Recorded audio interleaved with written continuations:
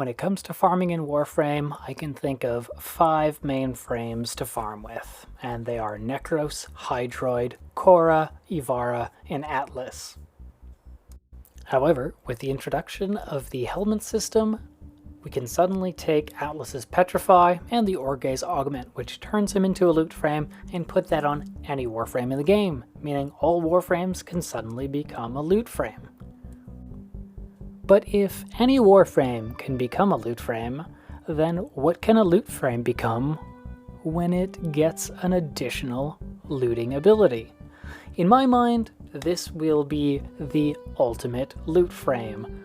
It's not necessarily going to work on all loot frame specs, but surely there will be one who will surpass all of the others.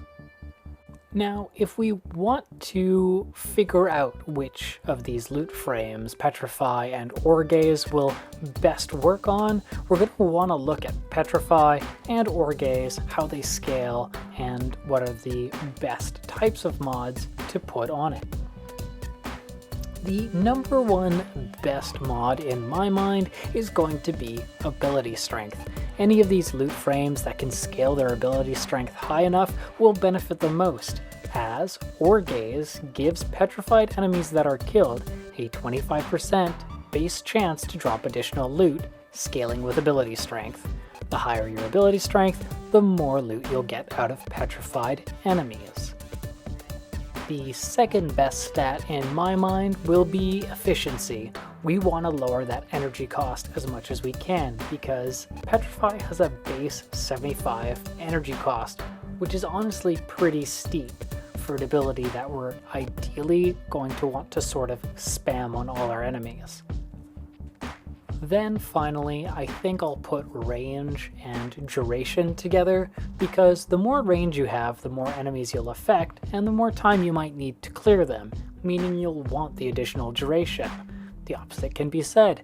If you decide to reduce the range, then you can probably afford to reduce the duration as well, as you won't have as many enemies to clear in that shorter amount of time. A final thing to note about Petrify is that it'll reduce enemy resistances by 50%. With the way certain resistances are, enemies are, say, 25% resistant to viral, they will lose 50% resistance to viral, meaning they are 25% vulnerable and taking extra damage from viral damage. Petrify is just fantastic as it'll increase your DPS versus petrified enemies. As I was deciding on how to set up the Warframes, I decided to start with Ivara. She's got a pickpocket ability with a 100% base chance at 100% ability strength and up to steal an additional item from enemies that she is close to. Additionally, this doesn't need an ability-specific mod in order to get us this loot, whereas in the case of Korra and Hydroid, they will need ability-specific mods in order to generate additional loot. Furthermore, Ivara is stealthed while she's prowling and pickpocketing these items, meaning that we don't have to spend any mods on any sort of defensive layers, as enemies simply won't attack us while we're invisible.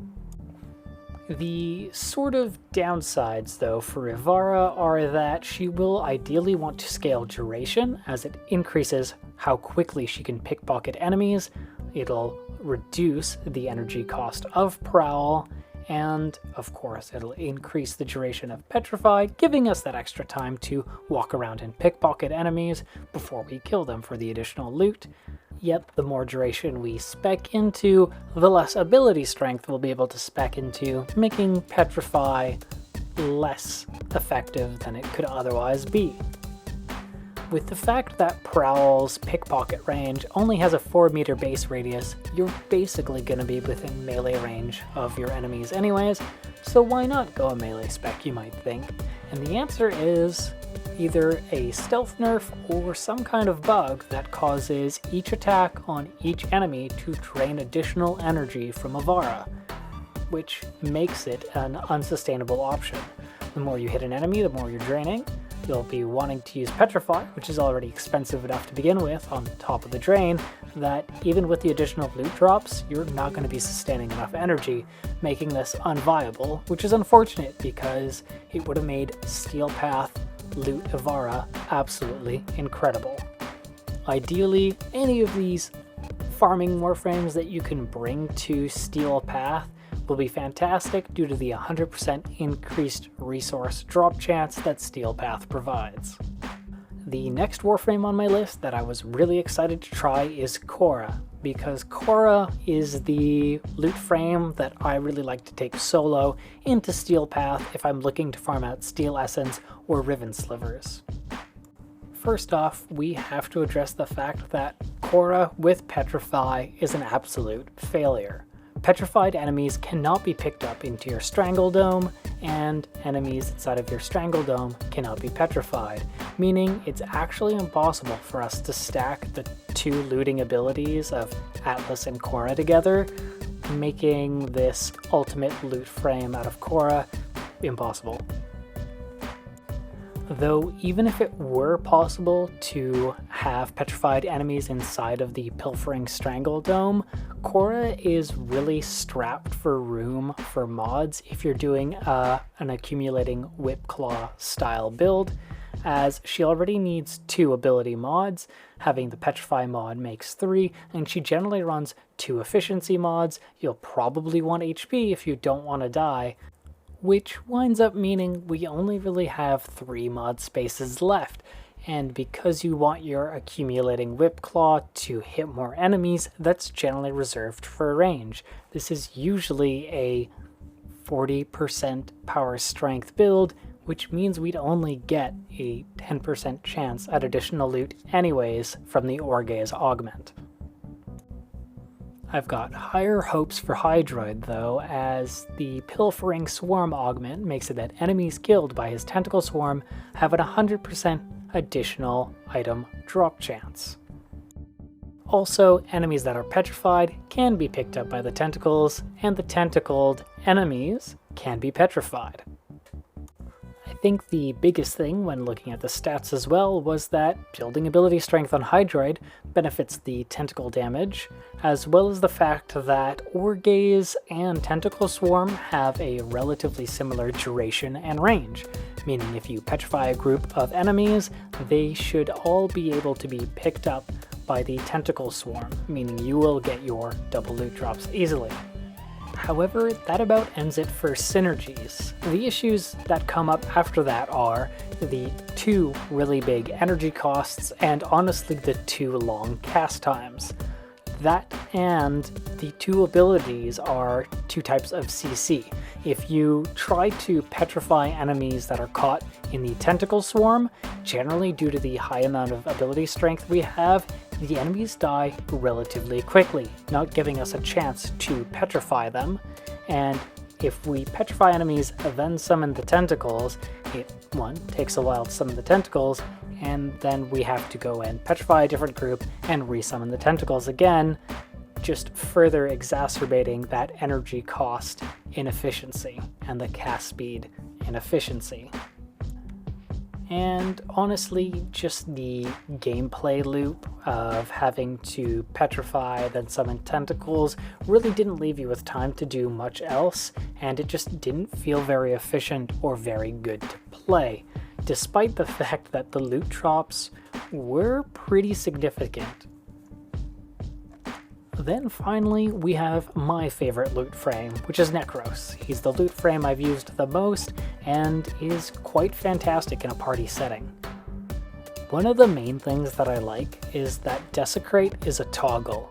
When you turn it on, it stays on unless you're nullified or you run out of whatever resource Desecrate is using. With the Despoil mod, as opposed to it being an energy cost per corpse consumed to get a chance at an additional drop, it becomes a health cost. This essentially removes that main concern of efficiency on the build, leaving more room for any of the other mods we want. In Necros' case, because Desecrate's range is already fairly decent, I chose to mostly put in ability strength. I'll put a link in the description below for the Necros build for anyone who wants to try. It definitely does have an Aura Forma and some other Forma put into it, but you can likely get a similar spec with maybe just a little less ability strength. The final thing I'd like to note that I can't necessarily confirm for sure, but according to the wiki page, Petrify will break bodies into two pieces, or two separate bodies for Necros to desecrate, meaning enemies that are petrified can be desecrated twice, meaning we're getting our Petrify chance at additional loot as well as 2 despoil chances at loot. Every enemy will essentially be able to be looted 3 times, which is a fantastic bonus to have for an ultimate loot frame. So with all that, I think Necros is the easiest to spec for a Petrify setup, as well as the easiest to play with the Petrify setup.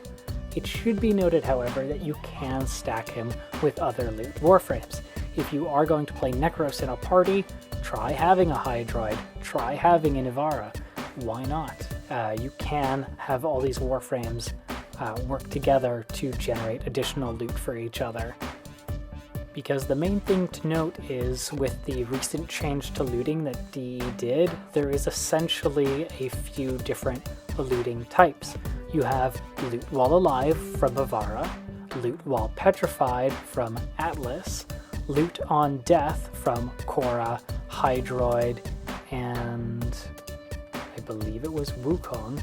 And then finally you have loot on death from the Chesa Kubro and Necros. So if you want to see what my ultimate loot frame build setup is like, I'll put it just towards the end of the video here. However, feel free to put Petrify and Orgaze on any Warframe you enjoy, assuming they build a decent amount of power strength. This has been Count Kixalot. Thank you so much for watching. Please like, comment, or subscribe if you enjoyed this video, and I hope you have a wonderful day.